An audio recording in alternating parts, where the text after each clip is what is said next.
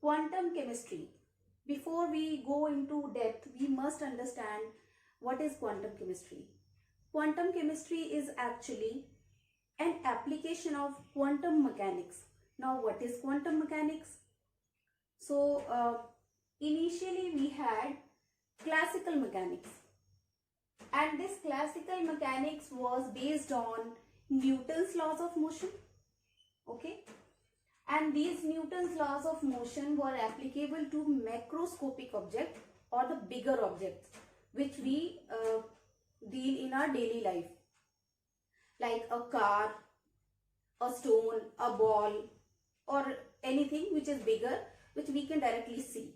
Okay, so classical chemistry deal with the bigger objects. So what happened when we talked about microscopic particles, when we try to study some phenomena at microscopic level, like for electrons, protons, atoms, this classical mechanics or Newton's laws were not applicable to those microscopic objects.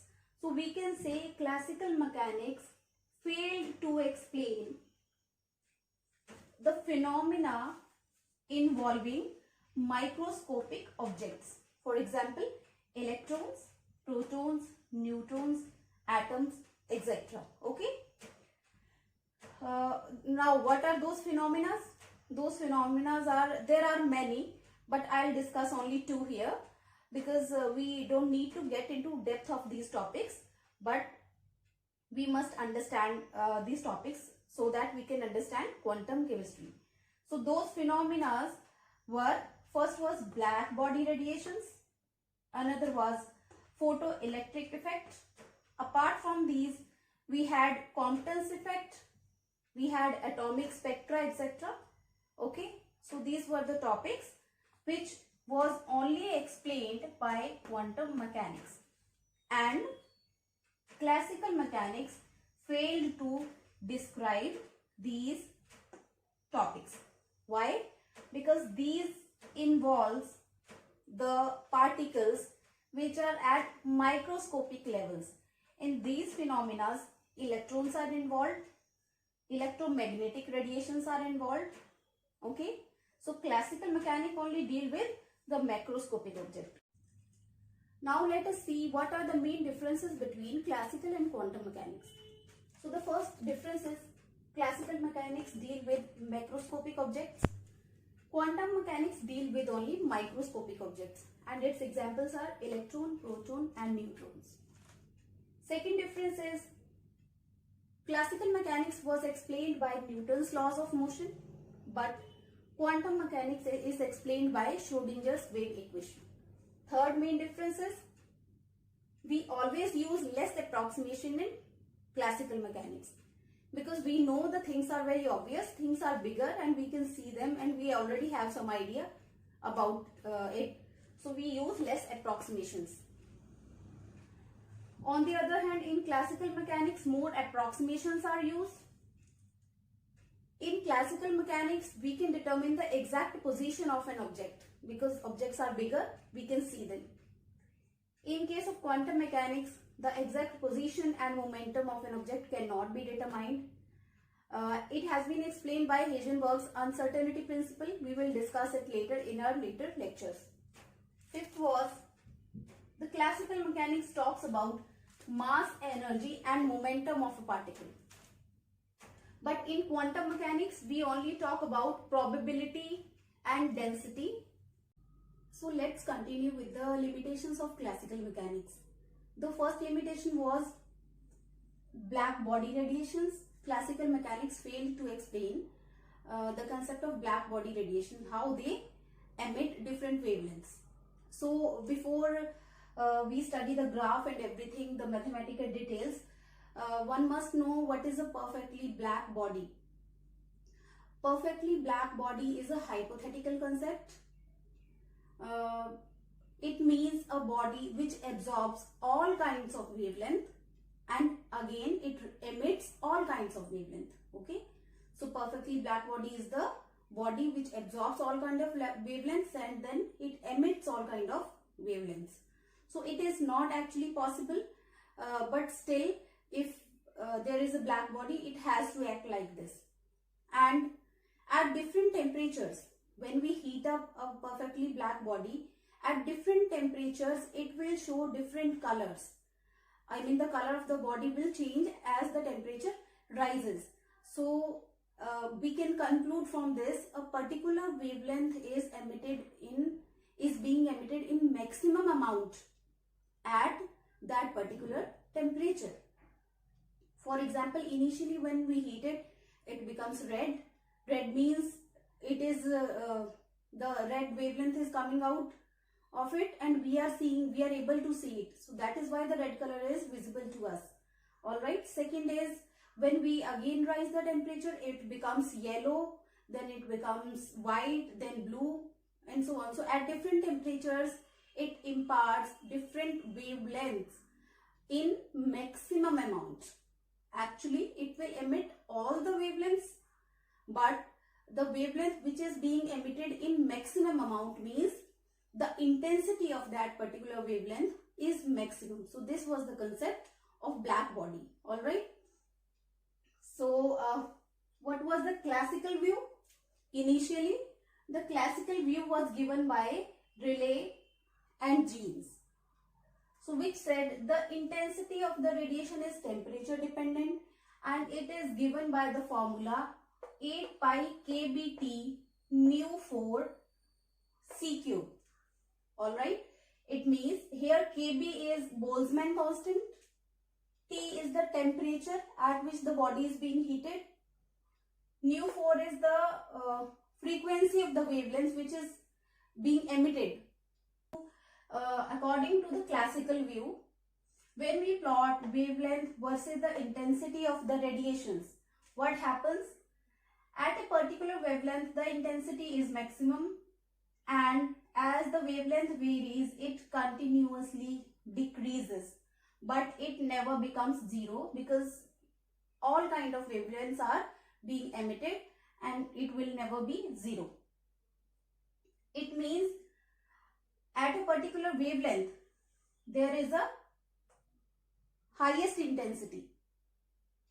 But what before those particular wavelengths? What happens? It was not explained by classical law, Rayleigh and Jeans law. Hence came the quantum mechanical view. According to quantum mechanical view, Max Planck described the intensity of the radiations which is dependent on temperature will be given by this formula 8 pi h nu cube C cube exponential h nu upon kBT. So this was the formula which explains the relation between wavelength and intensity of the emitted radiation. So let's see graphically what happens when we plot intensity and wavelengths. What happens at T1? We are starting from this wavelength. As we increases the wavelength, the intensity also increases, and at a particular wavelength, the intensity becomes maximum. Okay. After that, if we still increase wavelength, what happens? The intensity decreases. So it means we can call this lambda as lambda max. Lambda max means where the maximum intensity of the radiations is being emitted at temperature T1.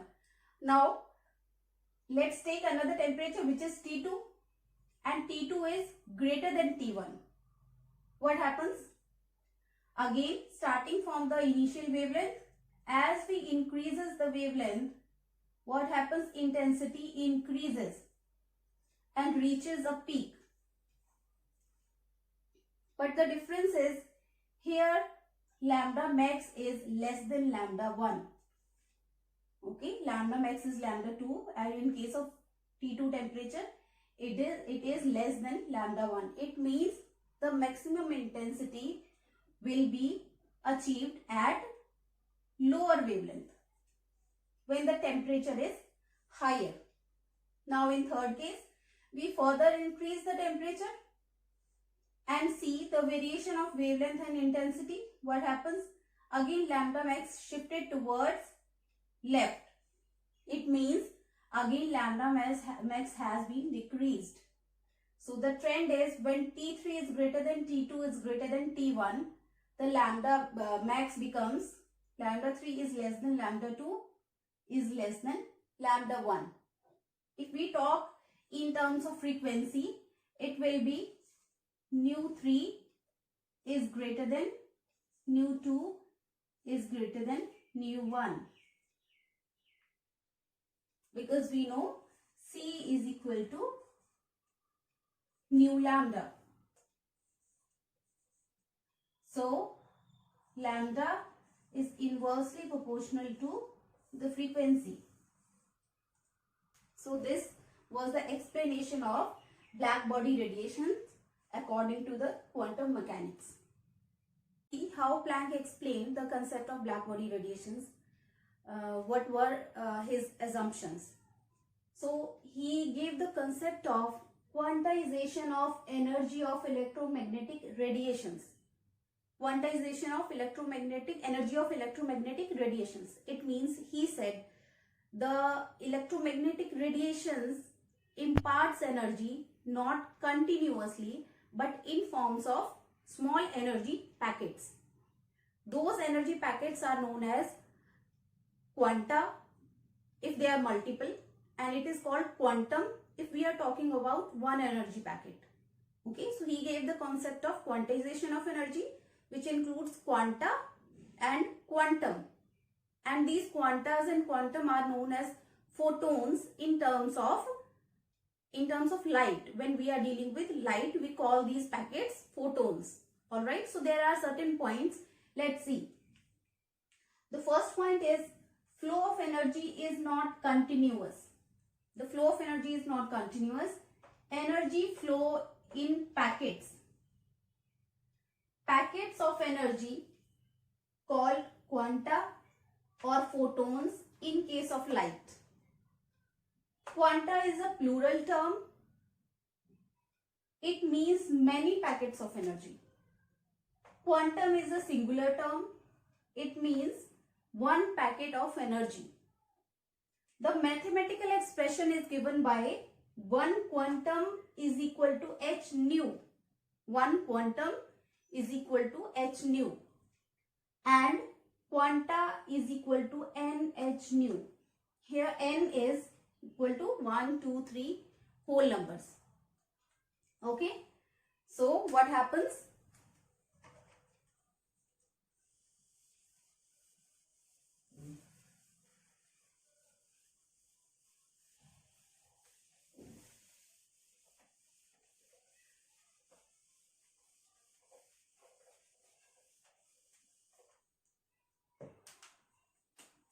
Let's see.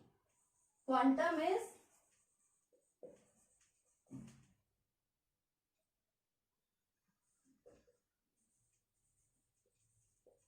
energy of quantum is equal to h nu. Nu is the frequency of electromagnetic radiations. H is Planck's constant.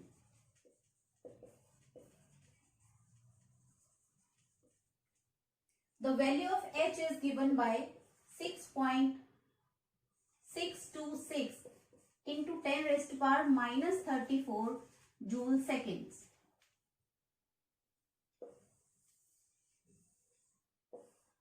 Now, what is the energy of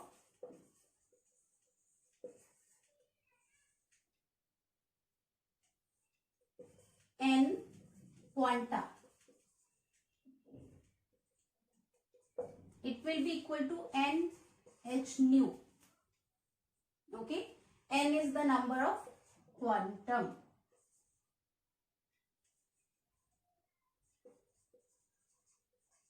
Number of energy packets. So this was the concept of 1 quanta and quantum. We can solve one problem on the basis of this concept.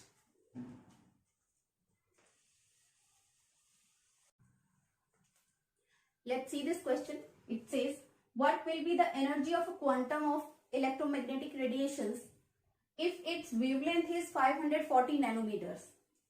It means we are provided, we have the relation from Planck's theory, E is equal to NH nu. Alright. N is equal to 1 here as given in the question. H is equal to 6.626 into 10 raised to power minus 34 joule seconds.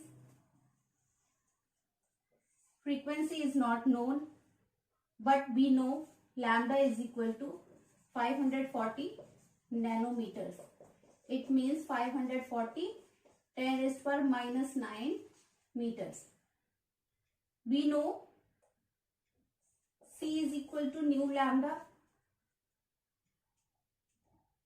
Hence, nu is equal to C upon lambda. From equation 1,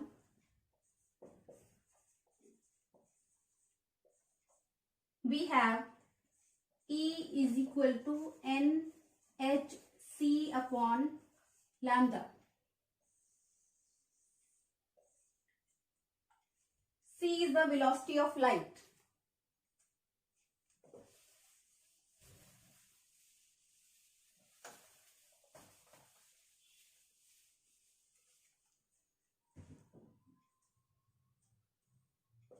It implies value of C is 3 into 10 raised to power 8 meter per second. All units has to be converted in SI units. Finally, the energy becomes 1 into 6.626 into 10 raised to power minus 34 into 3 into 10 raised to power 8 lambda is 540 into 10 raised to power minus 9. Here units we have meter per second, units here were joule seconds, and here we have meters. So the energy will come out in terms of joules. 3.68 into 10 raised to power minus 19 joules. This is the energy of one quantum of radiations whose wavelength is 540 nanometers. You can convert these units into electron volt also. 1 electron volt is equal to 1.6 into 10 raised to power minus 19 joules. It means energy will be 3.68 into 10 raised to power minus 19 divided by 1.6 into 10 raised to power 19 electron volts. Hence, energy will be finally 2.3 electron volts. So this way we can solve different problems. You can practice some more problems from your texts, from internet. Okay. After black body radiation, we continue with the second limitation of classical mechanics, which was photoelectric effect. Photoelectric effect. What is photoelectric effect?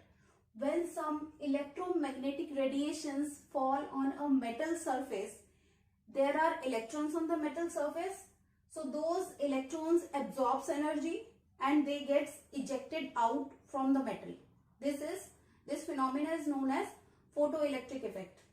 Now, so how the classical mechanics was not able to explain this was, if we incident the radiations of some particular frequency, the electrons were not ejected out, and when we incident the radiations of some higher frequencies or particular frequency, the electrons ejected immediately out.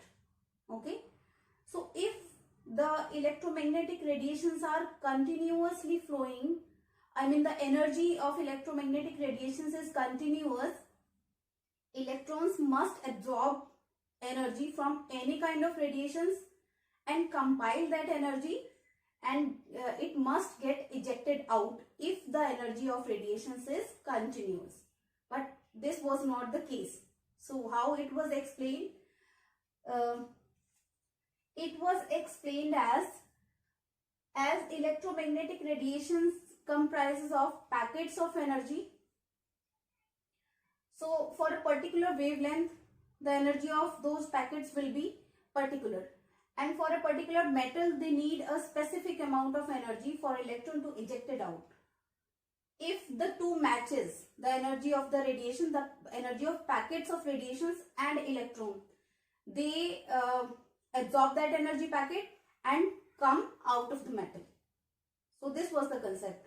This proved that the electromagnetic radiations actually have packets of energy, but the energy is not continuous.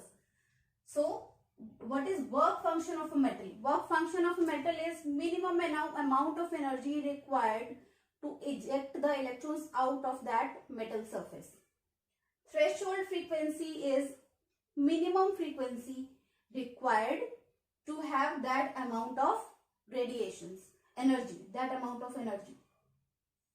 Now energy of the incident radiations, if this is equal to h nu, then what will be the kinetic energy of the electrons? The difference between the two energy, the threshold energy and the energy of the incident radiations. So difference, we will take the difference of the two. The remaining energy will act as kinetic energy of the electron. Now what is the time lag between the two? The ejection of the electron and incident of the radiations. The time lag is less than 1 nanosecond. That is less than 10 raised to power minus 9 seconds. This is the time lag between the incident radiation and when the electron ejects out. Okay, let's see. So the kinetic energy will be equal to h nu and h nu naught. What happens from this expression? If the first term is greater than second term, it means electron will have some kinetic energy. If the first term is less than this, it means electron will not get sufficient amount of energy to get ejected out of the metal surface. One more thing, if these two are equal, what happens? The electron will be ejected out, but it will have zero velocity or zero kinetic energy. Now let's see what was the classical view and what was the quantum mechanical view for this phenomena. In classical view, it was said that the kinetic energy of the electrons is proportional to the intensity of the radiations. It means as many as radiations fall on the metal surface, the electrons move faster and faster. This was the classical mechanical view. It means energy of radiations is continuous. They are pouring in. Electrons are absorbing the radiations, the energy of multiple radiations. They will accumulate the energy and get out of the metal surface and will move faster. This was the concept of classical mechanics. Secondly, they said kinetic energy and frequency have no relation. Like frequency of the, whatever is the energy of the radiations falling on the metal surface, they have nothing to do with the kinetic energy of the electrons. But that was not true. When experimentally tested, it was found that if we have higher frequency of the incident radiations, the electrons will move faster, will have more kinetic energy. The condition was the frequency of the radiations should be greater than a particular frequency, that is threshold frequency for that particular metal. And second thing, the kinetic energy and the intensity of the radiations has no relation. Even if more and more number of radiations are falling on metal surface, if their frequency is less than threshold frequency, they will not affect the kinetic energy of electrons. Okay, so this was successfully explained by Einstein, and this was the quantum mechanical view for the photoelectric effect. Let's solve one problem for this photo. The question says, can X-rays be used for photoelectric effect for a metal with work function 2 electron volts? The wavelength of X-rays is given, which is 10 nanometers. So from photoelectric effect, what equation is valid here? The kinetic energy of the radiation is h nu minus h nu naught. This is work function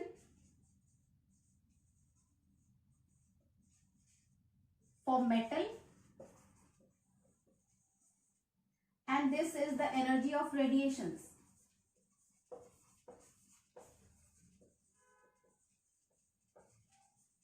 Alright, so the work function is already provided 2 electron volts.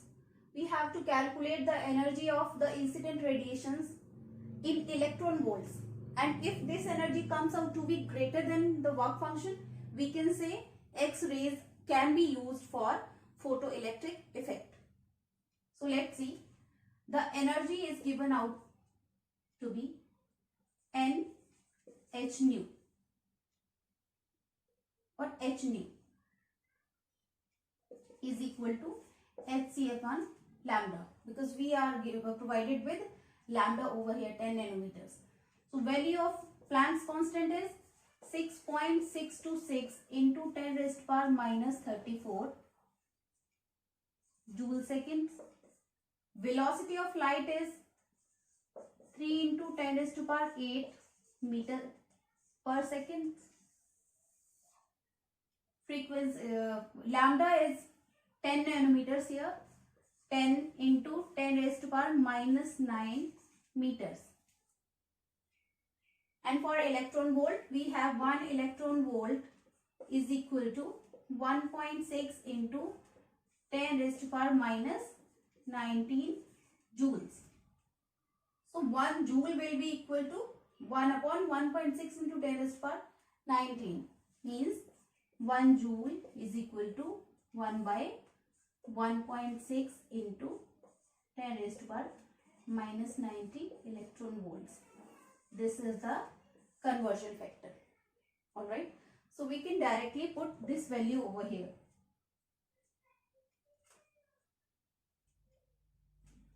Let it be. So now 1.6 into 10 raised to power minus 19 electron volts. Alright, energy, after calculating it, you will get the value of energy 124.2 electron volts, which is equal to h nu. Substitute in equation 1, we can say h nu is greater than h nu naught, hence X-rays can be used for photoelectric effect for a metal with work function 2 electron volts. So this was the solution. You can try more problems from your textbooks. So these were the two limitations. First was black body radiations, and second was this photoelectric effect, which were not successfully explained by classical mechanics, but quantum mechanics gave a proper explanation to these two phenomena. Now we will continue with the postulates of quantum mechanics in the next class, and we will see what is the equation for the wave nature of radiations.